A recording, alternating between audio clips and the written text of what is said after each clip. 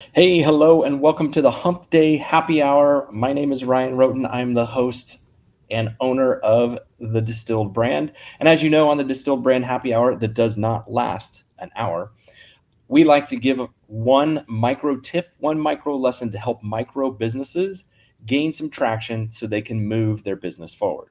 And today's tip is going to revolve around previous tips of the two parts of a niche, but we're going to take a specific look today at the who and give you a different way to look at and think about your potential audience. So, with that, let's go ahead and belly up to the bar and take a look. So, in today's micro lesson, what I want you to do is I want you to think about your niche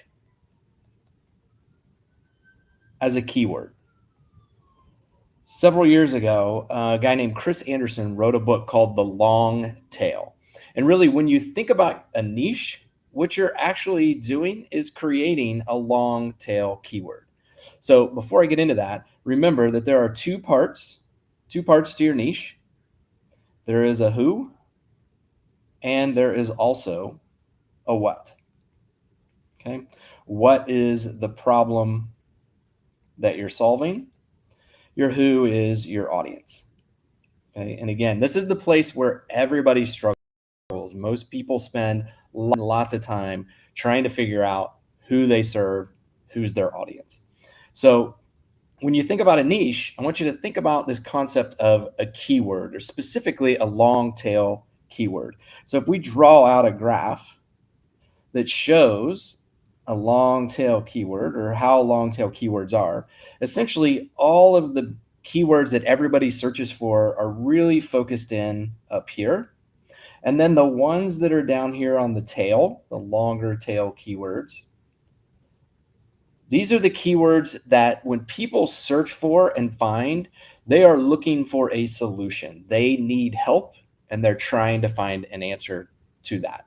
So when you think of your audience and who you serve, if you were to draw your who and your what circles the same length or same size, and I'll link to the previous post where I talk about this, but if you were to draw those two the exact same size, you would essentially be saying that you serve and help everybody do everything, which means that you're up here in this area of keywords that is very dense, very saturated, and you're essentially playing in a commodity field, right? It's very hard to stand out and get recognized when you're playing in the commodity field.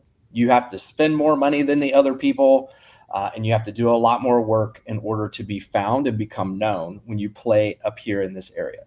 So rather than think of your who as a commodity, start to think about how you can move your audience down here into a longer tail keyword. So as an example, if you were to say that, hey, I am a copyright, or I help copywriters, or I do copywriting, you're basically up here with everybody else. Like this is agency stuff, right? This is agencies who are competing against other agencies. There's lots and lots of them out there. It's really hard to get known.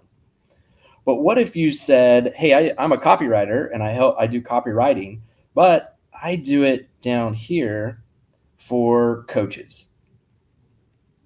Okay, notice how you just moved down in the keyword list.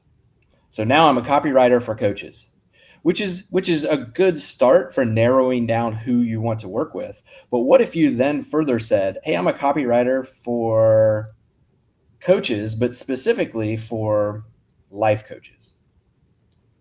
Okay, so now your keyword is here. So if I'm a life coach and I'm searching for a copywriter, and you are someone who is a copywriter who serves life coaches, you have a much better chance of showing up than you do if you're just a copywriter who serves coaches. Then if you further narrow down and pick a longer portion of the tail, if you will, you can come down here and you could say, I work with life coaches who make more than $10,000 a month. Now you have a very distinct niche And if your messaging and your audience, when you talk about your audience, is all about, hey, I'm a copywriter for coaches, specifically life coaches, making more than $10,000 a year or a month. Now they know when these folks in that category are searching for life coaches, they know that you are the person. LinkedIn user, I can see your comment. Thank you very much. Love the content and perspective. I do not know who you are. The system I'm using, Restream, does not tell me who LinkedIn folks are. So, but I appreciate you tuning in. And if you want to type your name down below, I can say hi personally. But think about your niche as a longer tail keyword. And how do you need to distinguish or divide that up?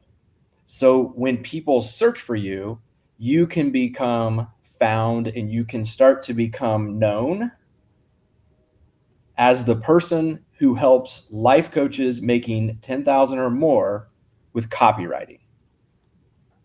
The next thing you need to worry about, and I'm going to talk about this in next week's show, is, okay, now that we know who this niche is, what are those specific problems that you solve for them? Because that's the key to understanding how to write good copy, ironically, because I chose a copywriter for this example, but also for really clear and really powerful brand messaging.